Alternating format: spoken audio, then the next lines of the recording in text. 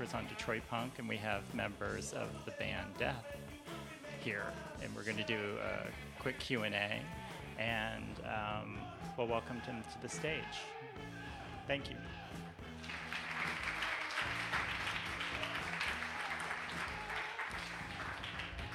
So this was programmed in advance, and it just happened to be serendipitous luck that you this evening get to see this band in action tonight in their hometown. So tonight, 8:15 at Hart Plaza as part of Motor City Muscle. Head on down and you can see Death. And I will introduce the band and they'll come join me here, and I've got some questions, and then we'll take a few from the audience before we head back so that they can get ready for tonight's show. So, as you were, I guess, introduced to them earlier as they walked down, Bobby Hackney, Dennis Hackney, and Bobby Duncan from Detroit, Death.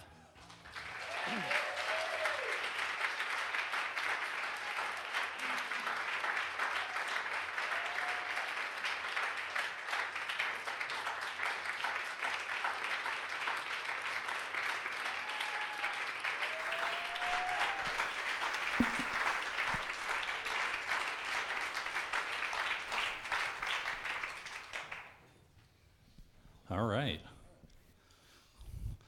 It was a great ride in the car. We were talking a lot about Detroit a bit, and then also we were sharing a story because you can't help but talk obviously about Aretha's passing, and you had mentioned just briefly a memory you had. It was kind of strange that we should come at the time that everybody's having Aretha Franklin vigils, because she was kind of a friend, and through my dad and her dad, who were both pastors, so C.L. Franklin invited my dad to preach at his church, and he brought us in, the whole family, and that's where I first saw Aretha sing. I think she was about 12 years old or something. And it was just incredible. You had to look up and see if the paint chips were coming off the walls. I mean, the girl could sing, So my heart kind of especially goes out to all the Aretha happenings around town, because she was kind of indirectly a part of the family. So that was, the connection. If it, pastor to pastor, we was just as kids able to check out, and it was like, wait till you hear Aretha sing, So I think the big one that I would like to talk for you guys is this documentary. How did this come about? Where did the idea come from? The idea, we wasn't really sure what was happening at the time, because, in 2008, we had just really found out that, the world was tuning into death music. And we had a friend, because I had been involved with reggae music and organizing festivals, and we did some spin-off shows, and we had a bunch of bands, and one of them was a punk band, and it was a friend of mine. His name was Jeff Howlett, and he used to play in this band called the Pants. And he was also going to the University of Vermont, and he was studying to be a film, he was studying film direction. And I didn't think really too much of that at the time, because I just knew Jeff as a musician, and I hadn't heard from Jeff in a while. And right around the time that the whole excitement for the Death story coming out, 2008, I'm getting calls from all over the place, and people saying, man, and then he calls me up and he says, Bobby, he says, I really, do you guys mind if I shoot like a video or do some film footage on you guys? And me and Dennis thought he was talking about doing like a video or music video or something. And we said, yeah, just come on over. And he did a few passes, and he followed us around, and when we watched some of the stuff that he did, we were like, whoa, man, this is some serious cinematography there, some serious stuff, And that's when he said, I'm just going to take this to the next level and make this into a whole documentary. And, for about 5 years, Jeff and Mark Covino, he introduced us to his partner, who was Mark, and they kind of they became hackneys. They lived with us. They were constantly in and out of our home. They were coming here to Detroit, interacting with all of our family and filming all kinds of stuff. And, and then what happened is that, through their frustration of trying to bring this movie to the level that you see it, they just on a whim was introduced to Jerry Ferrara in Hollywood, who was involved with Entourage and some other, key shows. And he saw some of the footage, and he got just got right on board instantly and said he wanted to invest and back it. And Scott Mosier became the producer. He's, so it just blossomed from there, and it came to this fruition to what you've just seen on the screen. When that happened, when the music came back, and you went back and said, well, we're going to play this again, how long had it been since you had played those tunes? I mean, you guys obviously you had a reggae group going, and you were doing all that. I mean, about 32 years. And was it like learning a band that I think I remember this, or did it come back pretty natural? Well, it came back through a process. Yeah. But basically it's just like, 'cause we had really never stopped playing. We just started playing different stuff. Mm-hmm. And, me and Bobby is, doing well in this reggae thing that came to New England. We had a chance to talk to Bob Marley and Peter Tosh, and, they told us what they told us. And it was just like a natural thing, I guess. Yeah. I mean, the thing is that, like, being one of the main songwriters, I remembered, it's like a poet who, writes a poem, and you write so many poems and you forget about it, or you just kind of put it back, and then someone reminds you of your poem. Yeah. And they begin to recite it, and you begin to recite the next lines, because you remember, it's like going back into your childhood, and you remember it. And I think that helped us greatly.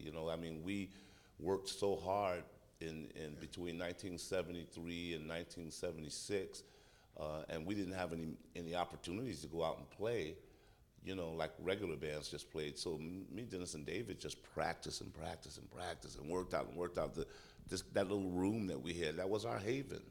That was our. People say man cave today. That was the death cave.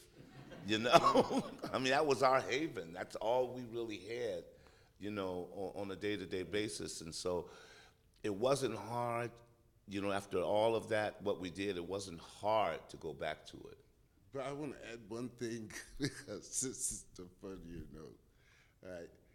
If anybody in here is a musician of old, that one of the ways to learn the record is, when you have an album, is put it on, slow it down. You know what I mean? And then you can hear the beat, and you can hear the ones and the twos, and we was kind of joking because we was putting ourselves on 33 in the third, and trying to learn the stuff up. Yeah. He was 17, I was 19. Right. So we had to slowly We had to pedal slowly and pedal get back up to in. where we Yeah. almost were. Yeah. But the Yeah. real trick was played on Bobby Duncan. Okay, and I gotta let him tell you. Yeah. What did I do? Oh, wow. Well, yeah, these guys, they play a trick on me. A big trick, because, we have been working together in Landsbreath for a number of years, and,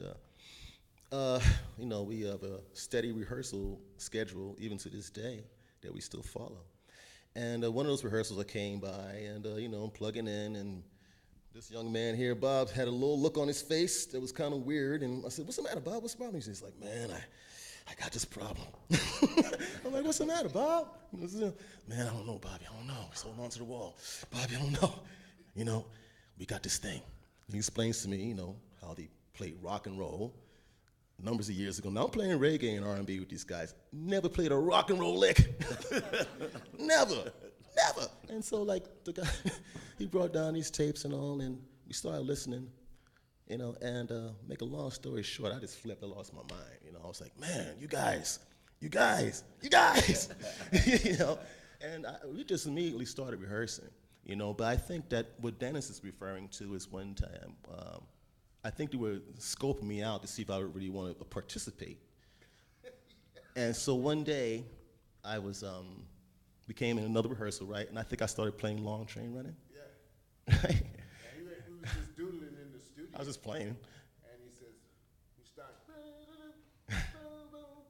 I was like, wow, this guy can play rock and roll. Yeah. 'Cause we had many debates. Many debates. 3/4 Yeah. of that song, and that's when we decided, Yeah, and so then Bob came and dropped the bomb. You know, he dropped the bomb and everything. But since then, it's been, you know, it's been a trip. It's been wonderful. You know, I'm a guy. You know, I'm from New York. Grew up in Harlem, and I played with like 500,000 groups and 20 million studios and sessions and stuff like that. But this, you know, this is something different, and that's why I wanted to get involved. You know, Bob was like, "You sure you want to be involved?" I was like, "Yeah, that song." Prisoner. I was like, yeah.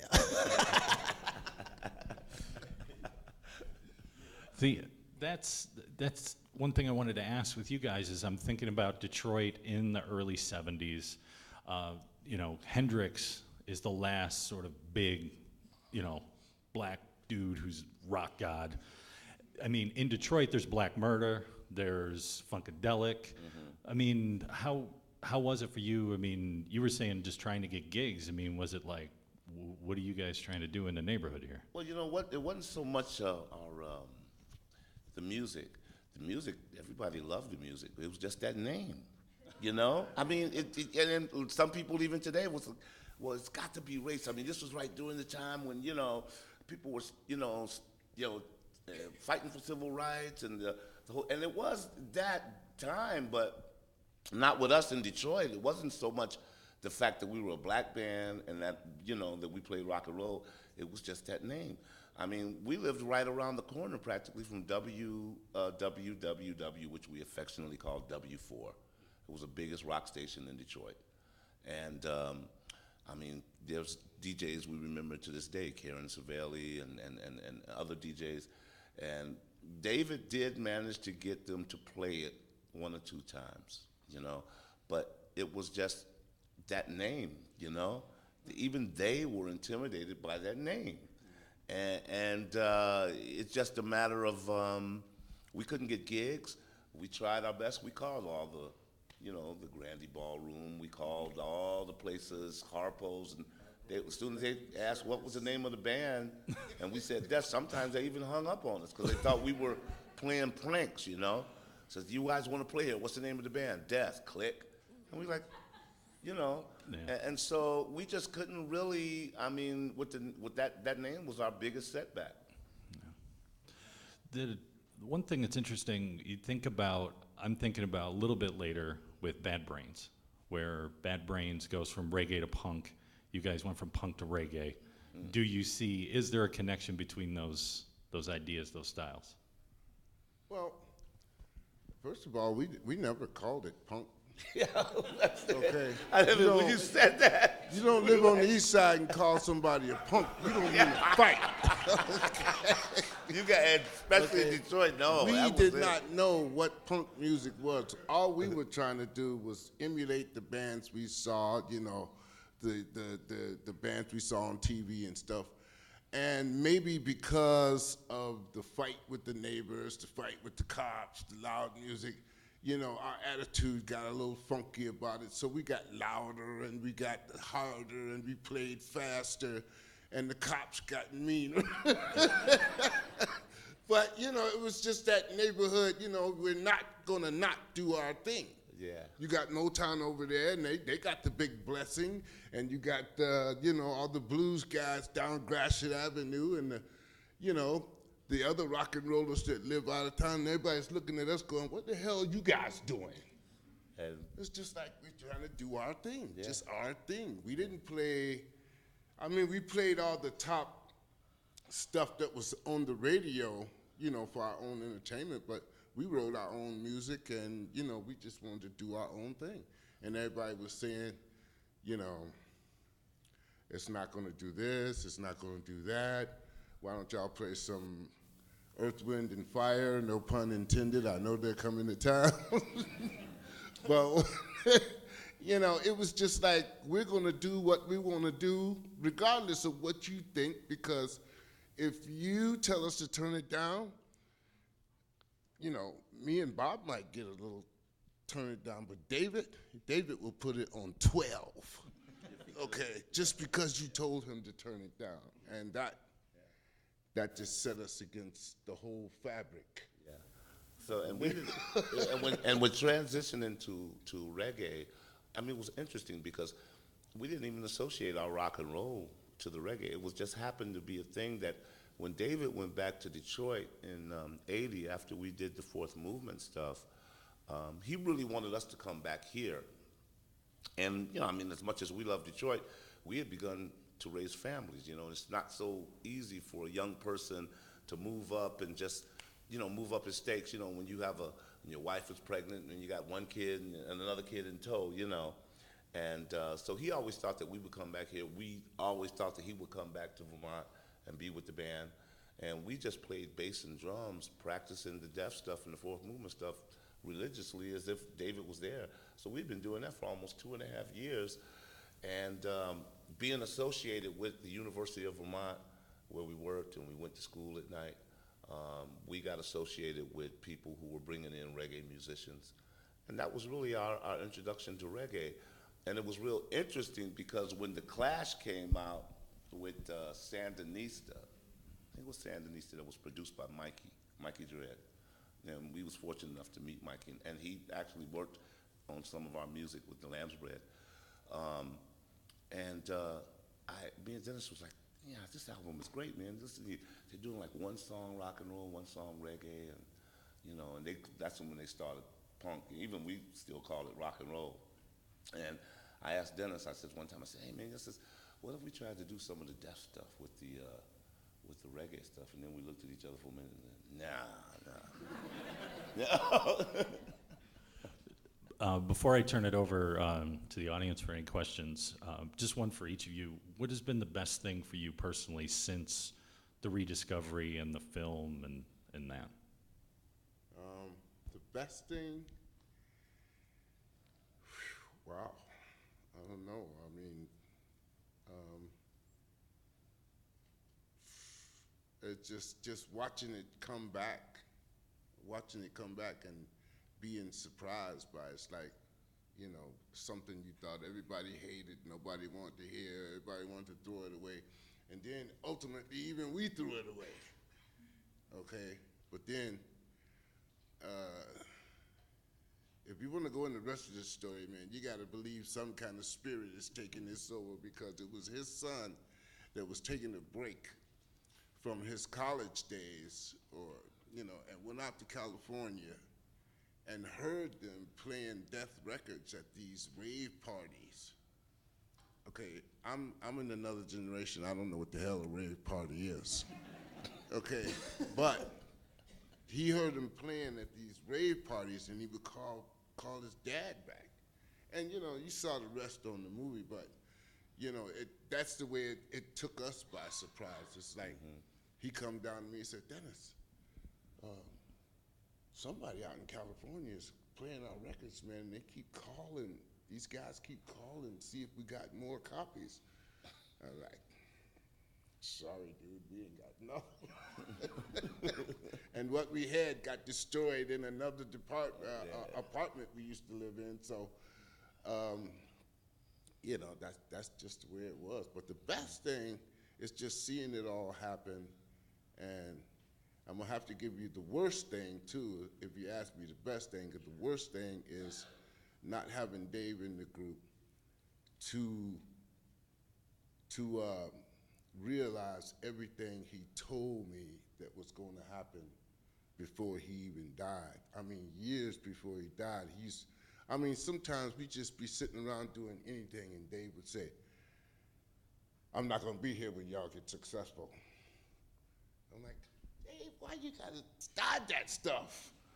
You know, he started sounding like my mother. You know, when your mother have dreams, you get nervous. You know? You know, I dreamed about fish. Oh, that's good. It's like, whoa. Yeah. And he would start talking like that, and I'm like, come on, Dave. Even at my wedding, Dave filmed my wedding with this brand new thing he bought called the VHS camcorder. He came and filmed the whole wedding, and he told me again then, and he said, you ain't gonna see me no more. And I'm like, come on, Dave, at the wedding? I'm trying to get married here, Dave. And he says, really, man, you guys are not gonna see me anymore. You guys gonna go ahead with the music. I said, Dave, that music has been buried in the attic for 30 years. And he used to tell me, he says, man, they're gonna come looking for it. And I was like, all right, Dave, have it your way. And when he went home and never came back, everything he said came to pass. Okay, that's why I kind of look at Dave more than just a brother.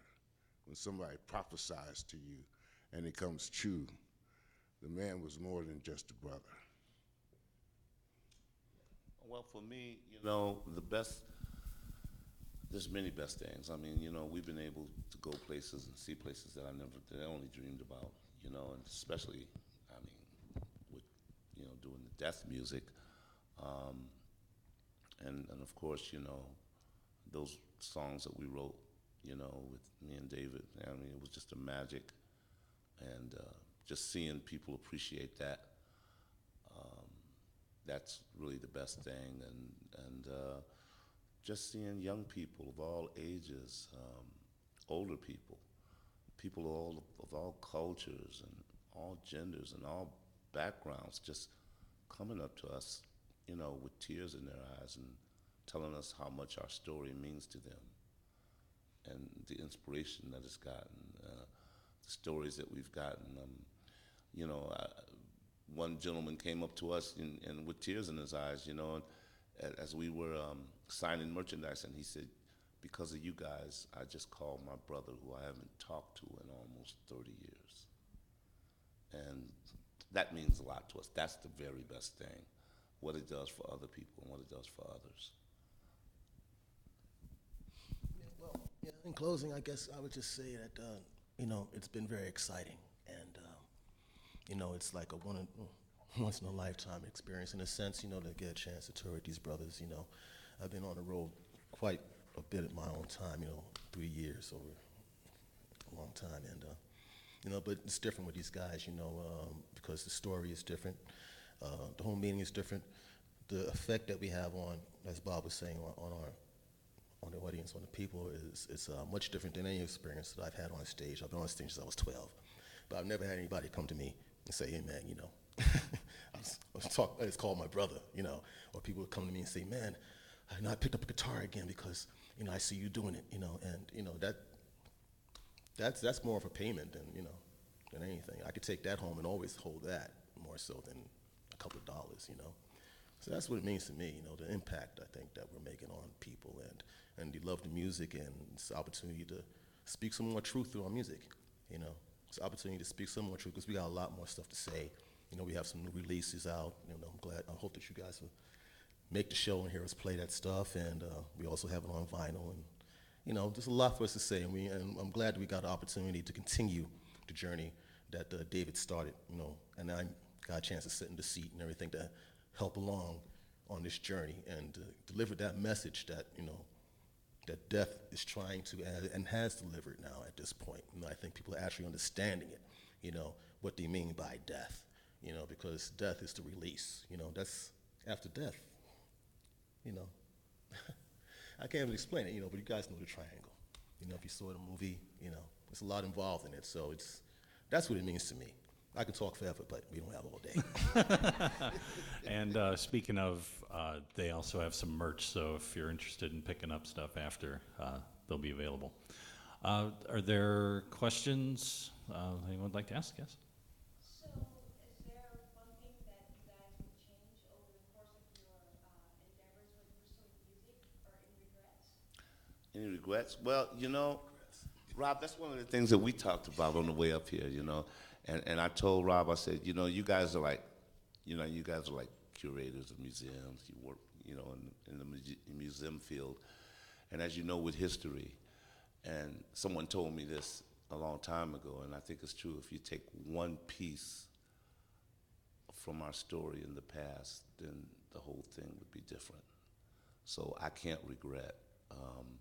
I love the family I was born into. I love all the ups and downs. I love the family I'm married into. I love all the ups and downs. But looking back, it's the life that we have, and if you take any one piece out, it's all different. So no, there's no regrets, just joy. First of all, amazing story about family, which was great. I came out to see a story about punk rock, and I saw a story about family, which is really cool. All right. But how do you guys explain David just never giving up, from the changing of the name to predicting your future? Like, how do you, like, what was it about his growing up, or any experiences he had that you guys can reflect on that explains him never giving up? Well, David, geez, March to his own tune, man, he did. from the very beginning.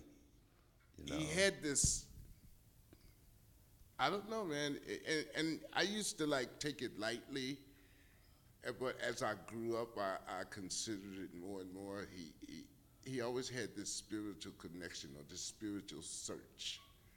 He wanted to know what death meant. He wanted to know what was on the other side. He wanted to know,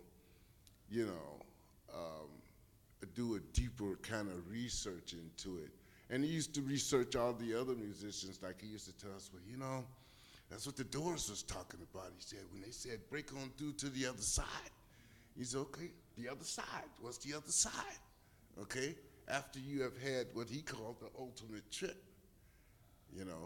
So we began to get into that.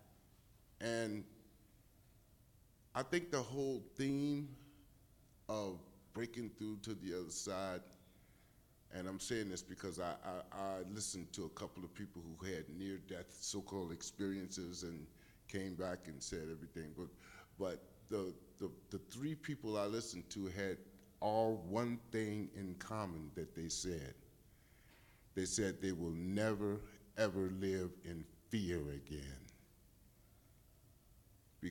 And I think that's why they said that, because when you face the ultimate trip, it's like, and you get a chance to come back, what the heck else you got to be scared of? So, and that was the one thing that grabbed me when they said that. It's just that I'll never make a decision in fear or because I'm scared of something. And all three of them seem to have overcome that part. Because a lot of us make decisions in fear, whether we know it or not. And so I instantly connected with the lady, because I guess I'm that kind of guy too. And that's the one thing I learned from. Okay, spirituality, living truly spiritual in this mortal world, is doing things without fear. Without hurting anybody, but without fear. And David always, Okay. David just drove everybody crazy. Yeah. He drove the family crazy.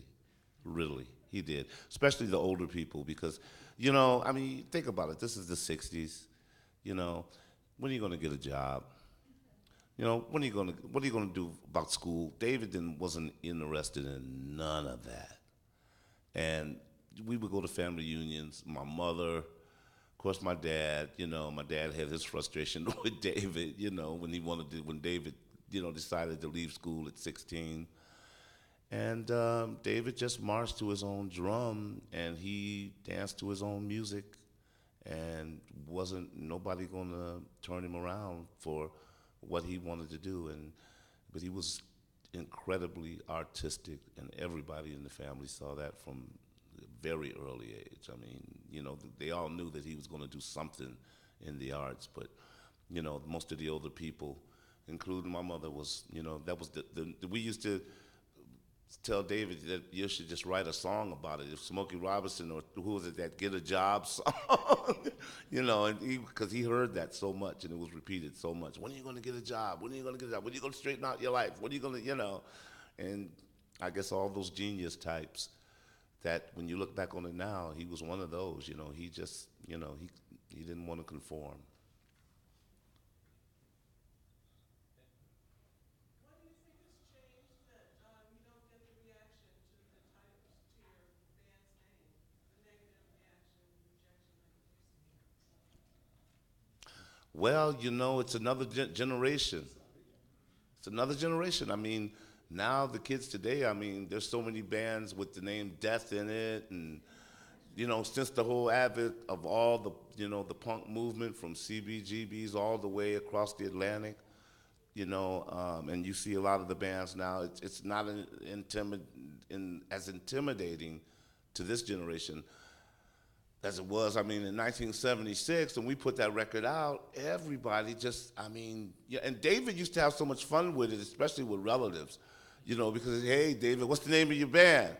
And then me and Dennis go, oh, no, and then David, we look at us as if to say, watch this, because, then he'd go, Death, and of course, our older relatives, they just go, Lord have mercy, Lord have mercy, so, I mean, and that's what he loved that. He loved it. Yeah. Well, I noticed though, first of all, one thing that struck me, you got big after David's death. Yeah. So that was kind of interesting. But the punk rock thing was starting to happen when you were happening. Were you aware of it at all? And when did you become aware of it? No, like Dennis said, we didn't even call it punk music at the time. We were just trying to be, man. When we were listening to the rock and roll and trying to play it, our favorite bands was like The Who, MC5, Iggy, Alice Cooper, Ted Nugent and the Amboy Dukes, all the great Detroit bands, Grand Funk Railroad, Bob Seger. We used to see Bob Seger at the Detroit Auto Show at Cobo Hall. He was almost there once a year, and the Rationals and, all those great groups that used to come on, Robin Seymour's Swingin' Time. If any of you older people here remember those days of, Robin Seymour's Swingin' Time used to come on every Saturday. And so, I mean, we were just trying to be like those bands. We were just trying to be like rock and rollers, because we thought rock and roll was so cool. And what we loved about it, I mean, with the Motown artists, you wore what Berry Gordy and the corporation said. You sung what Berry Gordy and the corporation said. You performed on stage the way Berry Gordy and the corporation said. And that was a norm amongst the black community of musicians in Detroit. I mean, even the little spin-off companies, if you got with them, it was almost an emulation of what Motown was doing. So there was really little freedom artistically, and we saw rock and roll as, oh man, you could wear what you want to wear, you can change up your look, nobody cares, and as a matter of fact, the more outlandish you get, man, the more, so we loved that, and especially David. David really loved it. Follow up to that last question. So in the 80s, I grew up in punk in Detroit in the 80s. And so you guys, was it a matter of parallel universes? You guys were just not aware of the punk scene in the 80s? Like bands that were like Angry Red Planet, Private Angst? Oh, yeah, like the Sex Pistols and Black Flag came through. Black Flag and actually the most of it was the other band, with the high school. Jack with the White Stripes. The White Stripes and stuff Yeah, like they could that. This is what we thought was punk music. Yeah. And the guys dressed with the spikes and all the metal and stuff. So, we nothing wrong with punk music, but we wanted to kind of stay rock and roll. Yeah. But I guess, the predate the predated music and just the fact that it was, played hard, faster, they equated it with punk music.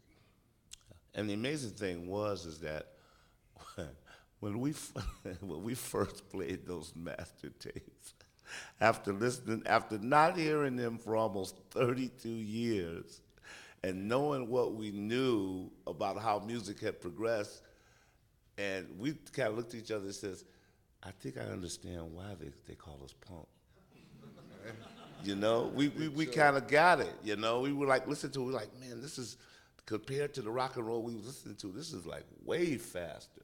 Yeah. Way, it's more edgy. And I mean, even us rediscovering ourselves, noticed that point. Thanks for being here. All right. Thank you, man. And we'll take one last one, and then we gotta get rolling. So, Hi, how do you think being in Detroit helped or didn't help you guys coming up? And do you think it shaped or influenced your sound at all? Sorry, I didn't hear him. Okay.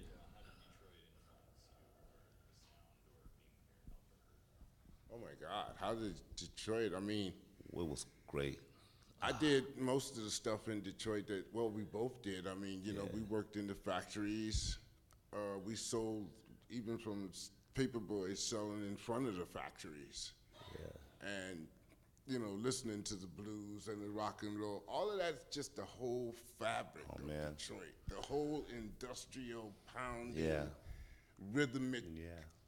You hear it at night when you go to sleep. If you ever worked in the factories, some of them have printing things that stand as tall as the ceiling. And, when they come down, wham, wham, they shake a lot of area. And you go home with that kind of rhythm. Yeah. That's right. know? And everybody and it's just used part it. of the fabric of Detroit, Yeah. the cars, the muscle, Yeah. Come on, you girls know about that. Yeah. And I don't think there's no other place that we was just so fortunate to grow up in Detroit between the times. I tell this to everybody, if you lived in Detroit between the late 50s and the early, I would say about mid to late 70s, you witnessed some of the best music America had to offer regarding soul, rock and roll, jazz, blues, the whole gamut. You could find it in Detroit. And it was just, that's what shaped us. And that's the one thing I'm more than proud of. I mean, Detroit will always, always, always be my home, no matter where I'm at. I think that's the perfect place to end. Thank you.